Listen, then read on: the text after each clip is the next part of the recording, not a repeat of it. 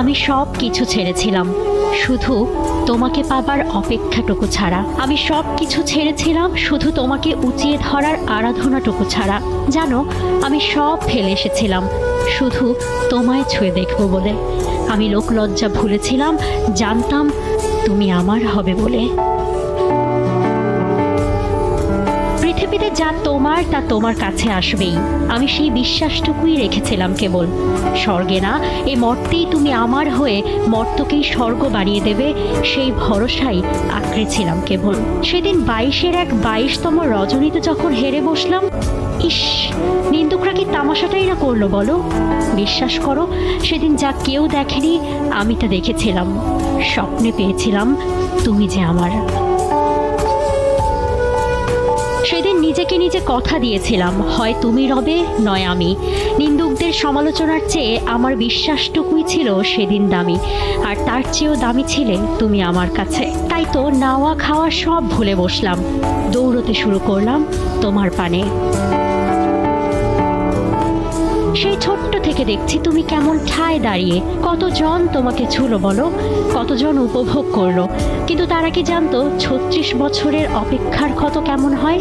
এই যে দেখো, এমন হয় তোমাকে না পাবার কষ্ট, এমন হয় তোমাকে পাবার আকাঙ্ক্ষা।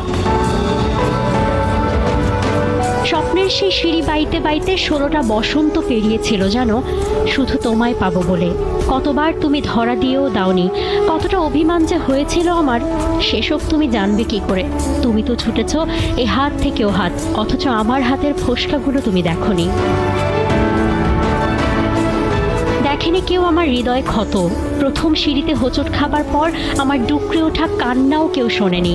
তবে দেখেছে আমার তোমাকে পাবার লড়াইকে, কারণ আমি যে আর থামিনি। 6টা ধাপ পেরিয়ে 7ম আসমানে গিয়েই দম নিলাম।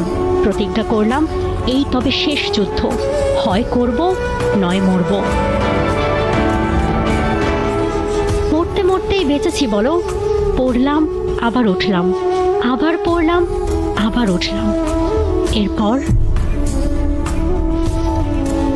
আচ্ছা, বাংলায় নাকি কি এক কবিতা আছে, কেউ কথা রাখে না। ওসব কিন্তু সত্যি না, কেউ কেউ রাখে, 36 বছর পরও রাখে। এভাবেই কথা রাখে, বাদশা থেকে ফকির হয়েও রাখে, নিন্দা শুনেও রাখে, জীবন বাজি রেখে রাখে। কতজন কত কি না বলে, কত উপমা কত বিশেষণ দেয় তোমার আমার ভালোবাসায়। আমি কিন্তু একটাই কথা বলি, শোনো, তুমি আমার হতেই, কেননা তুমি আমারই ছিলে।